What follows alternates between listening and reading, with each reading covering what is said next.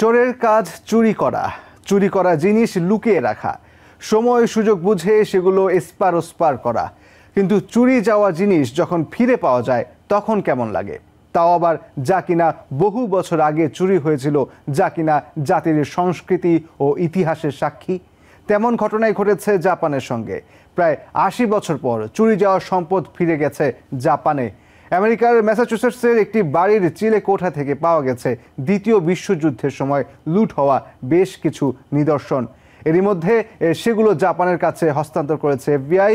এই নিদর্শনগুলোতে জাপানের ওকিনাওয়ান রাজপরিবারের ছাপ ফুটে আছে। একটি জাতির ঐতিহ্য, সংস্কৃতি আর ইতিহাসের জানান দেয় এমন নিদর্শন দেশটির জন্য মহামূল্যবান। সংস্কৃতি আর ঐতিহ্যের দেশ জাপান। বিশ্বের বুকে তারা অনন্য এক জাতি, যারা নিজেদের সাংস্কৃতিক ও ঐতিহাসিক ঐতিহ্য ধরে রেখেছে আজও।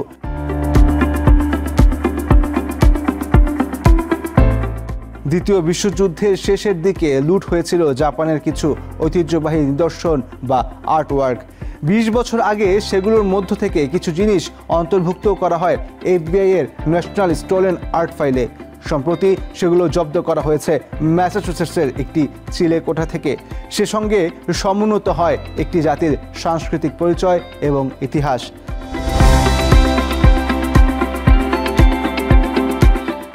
জব্দ করা ২২টি নিদর্শনের মধ্যে আছে ১৮ এবং ১৯ শতকে আঁকা ৬টি স্ক্রোল। স্মিথসোনিয়া ইনস্টিটিউশনের ন্যাশনাল মিউজিয়ামে এগুলো নিরীক্ষা করে জানা যায় স্ক্রোলগুলোয় ওকিনাওয়ান রাজপরিবারের রঙিন প্রতিকৃতি ফুটে আছে।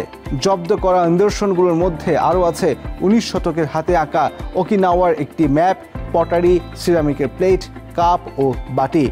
টাইপরাইটারে টাইপ করে একটি চিঠিও পাওয়া যায় এগুলোর সঙ্গে। আর তা থেকেই প্রমাণ মেলে এগুলো লুট করা হয়েছিল দ্বিতীয় বিশ্বযুদ্ধের শেষের দিকে।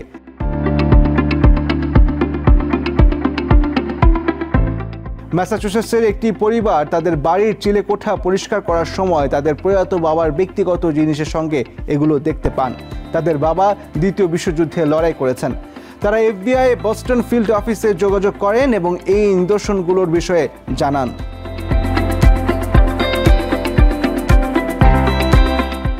দু ২০০১ সালে Japan prefectural board of education NSAF-কে নিখোঁজ এমন বহু নিদর্শনের তালিকা দেয়। এর আগে ২টি নিদর্শন খুঁজে পেয়েছিল এফবিআই। তখন থেকেই তারা সন্ধান চালিয়ে যাচ্ছিল এমন নিদর্শনগুলো খুঁজে পেতে।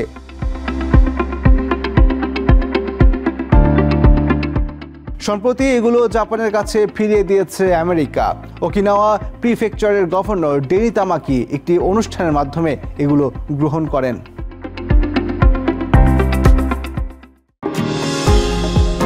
নিউ ইয়র্ক থেকে সম্প্রচারিত TVN 24 টেলিভিশন বিশ্বজুড়ে বাঙালির কণ্ঠস্বর।